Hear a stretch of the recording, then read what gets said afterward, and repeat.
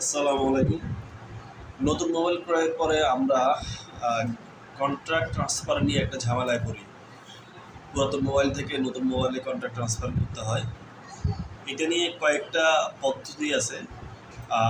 আমরা একটি পদ্ধতি নিয়ে আলোচনা করব। একটি পদ্ধতি হচ্ছে যে আপনি জিমেইলে মোবাইল কন্ট্রাক্টগুলোকে সেভ করে আবার ওই জিমেলটা নতুন মোবাইলে লগ ইন করলেই চলে আসে।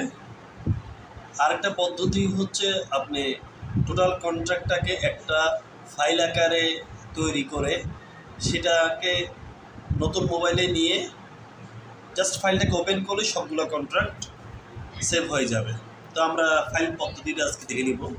এই জন্য আমাদের মোবাইল স্ক্রিনে যেতে হবে। তো আমরা যাই মোবাইল স্ক্রিনে। আমাদের মোবাইল স্ক্রিনে এখন আমরা চলে যাব কন্ট্রাক্টে। কন্ট্রাক্ট, সেখান থেকে সেটিং থেকে এক্সপোর্ট ইম্পোর্ট কন্ট্রাক্টস, এখান থেকে এক্সপোর্ট টু, এটা একটু মার্ক করে দিচ্ছি আমি, এটাতে এক্সপোর্ট টু VCF ফাইল, এখানে ক্লিক করব। ক্লিক করার সাথে সাথে আপনার ফিঙ্গারপ্রিন্ট চাইবে, দিলেন। এই যে নিচে একটু দেখি আমরা, এটা চলে আসছে অলরেডি, এই চলে আসা। আমরা সেভ করব এটাকে, কন্ট্রাক্টস .VCF, এটাকে সেভ করব। সেভ করলে চলে যাবে। অলরেডি এটা সেভ হচ্ছে। Contract data is being exported. এটা যখন সেভ হয়ে যাবে তখন একটা VCF ফাইল তৈরি হবে গ্যালারিতে, আপনার স্টোরেজে। সেখান থেকে এটাকে আপনি যে মোবাইলে আপনি কন্ট্রাক্টগুলো নিতে যাচ্ছেন সেখানে এটা হোয়াটসঅ্যাপ বা অন্য কোনো মেইল বা অন্য কোনো মাধ্যমে এটা পাঠাই। ওইখান থেকে ওপেন করলেই আপনার সবগুলো contract at a time save হয়ে যাবে। একটা ক্লিকেই সকল নাম্বার নিরাপদ সেভ। এখন অলরেডি সেভ হয়ে গেছে। ফিনিশ এক্সপোর্টে এখানে অলরেডি চলে আসছে।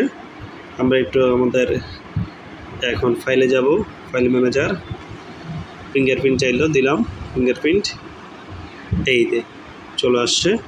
তাহলে দেখার সুবিধাতে আমি একটু মার্ক করে দিই, এই কন্ট্রাক্টস টু VCF। আমি যদি এবার এটাকে শেয়ারে ক্লিক করে হোয়াটসঅ্যাপে পাঠাই,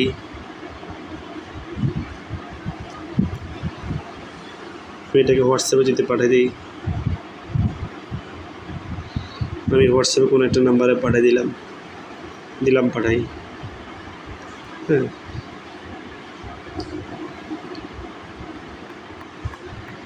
এই এবার এখান থেকে